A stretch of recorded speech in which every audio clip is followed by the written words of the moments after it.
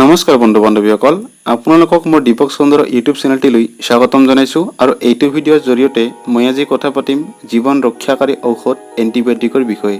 তেন্তে আহকচোন জানি লওঁ এই এণ্টিবায়'টিকনো কি বস্তু। বন্ধুসকল, এণ্টিবায়'টিক আধুনিক চিকিৎসা বিজ্ঞানৰ এক অপৰিহাৰ্য অংগ। মানুহৰ মনতো ইয়াৰ প্ৰতি কৌতূহল, সন্দেহ আৰু ভয়ৰ ভাৱ নথকা নহয়। ইয়াৰ যুক্তিযুক্ততাও আছে। এফালে যেনেকৈ এণ্টিবায়'টিক প্ৰয়োগৰ ফলত লক্ষ লক্ষ ৰোগীৰ প্ৰাণ ৰক্ষা কৰা সম্ভৱ হৈছে, ঠিক তেনেকৈ ইয়াৰ অপপ্ৰয়োগৰ ফলত মানৱ শৰীৰত বহু পাৰ্শ্বক্ৰিয়াই অনিষ্ট কৰিব পাৰে।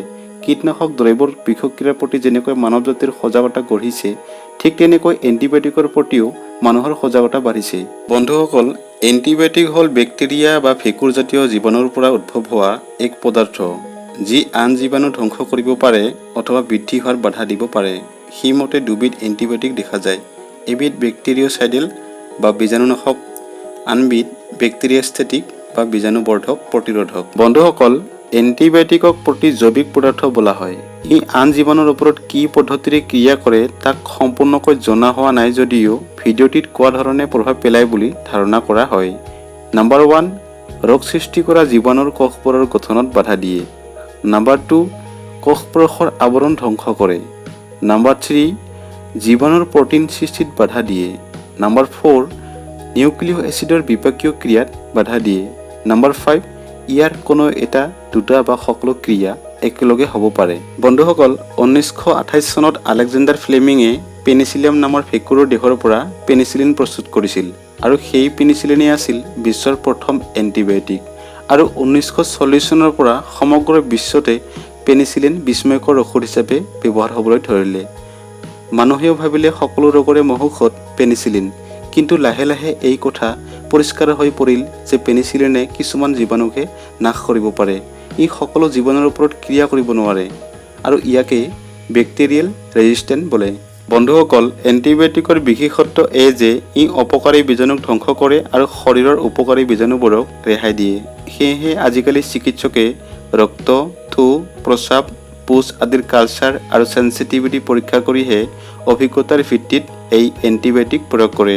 বন্ধুসকল, এণ্টিবায়'টিকবোৰে শৰীৰত প্ৰৱেশ কৰি ৰোগৰ বীজাণুবোৰক ধ্বংস কৰে, কিন্তু তেনে ক্ষেত্ৰত এণ্টিবায়'টিক প্ৰয়োগ কৰাৰ নিয়ম আছে। প্ৰথম কথা, বেলেগ বেলেগ বীজাণুৰ বাবে বেলেগ বেলেগ এণ্টিবায়'টিক আছে। দ্বিতীয় কথা, ঔষধৰ মাত্ৰা। এটা এণ্টিবায়'টিক ফলপ্ৰসূ হ'বলৈ উপযুক্ত পৰিমাণৰ হ'ব লাগিব। তাৰ ওজন সঠিক পৰিমাণৰ হ'ব লাগে। তৃতীয় গুৰুত্বপূৰ্ণ কথা, ঔষধৰ পাৰ্শ্বক্ৰিয়া। প্ৰত্যেক ঔষধৰে কিছু নহয় কিছু পাৰ্শ্বক্ৰিয়া নথকা নহয়। এই পাৰ্শ্বক্ৰিয়া ব্যক্তি বিশেষৰ ক্ষেত্ৰত বেছি হয় আৰু আন ব্যক্তিৰ ক্ষেত্ৰত কম হয়। সেয়েহে এণ্টিবায়'টিক প্ৰয়োগৰ ক্ষেত্ৰত কিছু বিপদ সদায় থাকে। বহু ঔষধৰ বাবে ছালত ৰঙা দাগ পৰে। সেইদৰে কোনো ঔষধ খালে শৌচ ঢিলা হয় আৰু অত্যধিক পেট চলে। এণ্টিবায়'টিকে ৰোগৰ বীজাণুৰ লগতে পেটৰ অন্তত থকা বহু উপকাৰী জীৱাণুক বাছ বিচাৰ নকৰি ধ্বংস কৰি পেলোৱাৰ ফলতে এনে সমস্যা হয়। বহু এণ্টিবায়'টিকে বৃকত কুপ্ৰভাৱ পেলায়। তেনেদৰে বহু ঔষধে যকৃত বা লিভাৰ নষ্ট কৰে। কিছুমান ঔষধে কাণৰ শ্ৰৱণ শক্তি নষ্ট কৰিব পাৰে। আন কিছুমান ঔষধে মানুহৰ মূৰ ঘূৰণিৰ সৃষ্টি কৰে। এইবোৰৰ উপৰি বমিভাৱ হোৱা, জ্বৰ, পেট বেয়া লগা, প্ৰস্ৰাৱ ৰঙা হোৱা আদি আছেই। কিছুমান এণ্টিবায়'টিক হাড়ৰ মজ্জাত পাৰ্শ্বক্ৰিয়া কৰে আৰু ৰক্তকণিকা গঠন প্ৰক্ৰিয়াত বাধা জন্মাব পাৰে। গতিকে এই ঔষধবোৰ প্ৰয়োগ কৰোঁতে চিকিৎসকে অত্যধিক সাৱধানতা অৱলম্বন কৰে। বন্ধুসকল, বিশেষকৈ শিশুৰ ক্ষেত্ৰত ঔষধ প্ৰয়োগ কৰোঁতে অত্যধিক সাৱধানতা অৱলম্বন কৰা প্ৰয়োজন। শিশুৰ শৰীৰৰ অংগ প্ৰত্যংগসমূহ অতি কোমল আৰু অপৰিপক্ক অৱস্থাত থকা বাবে অনিষ্টৰ সম্ভাৱনা অধিক। সেয়েহে ঔষধৰ গুণাগুণ, প্ৰয়োজন, পাৰ্শ্বক্ৰিয়া আদি সকলো জ্ঞান নাথাকিলে এণ্টিবায়'টিক জাতীয় ঔষধ প্ৰয়োগ কৰা অনুচিত। বন্ধুসকল, ঔষধৰ সঠিক পৰিমাণ অত্যন্ত গুৰুত্বপূৰ্ণ কথা। পৰিমাণ অধিক হ'লে ভাল ঔষধেও কালান্তক ৰূপ ল'ব পাৰে। শিশু আৰু বৃদ্ধৰ বাবে ঔষধৰ মাত্ৰাৰ তাৰতম্য হয়। এই কথা বিবেচনা নকৰিলে ঔষধ ফলপ্ৰসূ নহয় তথা বিপদজনক হ'ব পাৰে। আনহাতে কিছুমান পৰিয়ালত বংশানুক্ৰমে কিছুমান জিনৰ অভাৱ থাকে।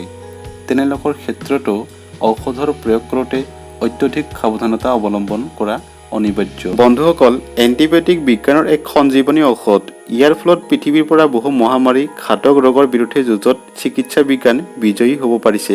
বীজাণু সংক্ৰমণত আক্ৰান্ত হৈ মৃত্যু মুখত পৰা ৰোগীৰ সংখ্যা দ্ৰুতগতিত কমি আহিছে আৰু মানুহৰ আয়ুস বৃদ্ধি হৈছে। বন্ধুসকল, এইখিনি আছিল ভিডিঅ'টিত আগবঢ়োৱা জীৱন ৰক্ষাকাৰী ঔষধ এণ্টিবায়'টিকৰ চমু বৰ্ণনা। গতিকে ভিডিঅ'টি চাই ভাল পালে প্লিজ লাইক কৰিব আৰু মোৰ চেনেলটি ছাবস্ক্ৰাইব কৰিব আৰু নটিফিকেশ্যন বেল আইকনটি প্ৰেছ কৰিব নাপাহৰিব, যাতে মই আপলোড কৰা ভিডিঅ'বোৰৰ নটিফিকেশ্যন আপোনালৈ সহজে যাব পাৰে।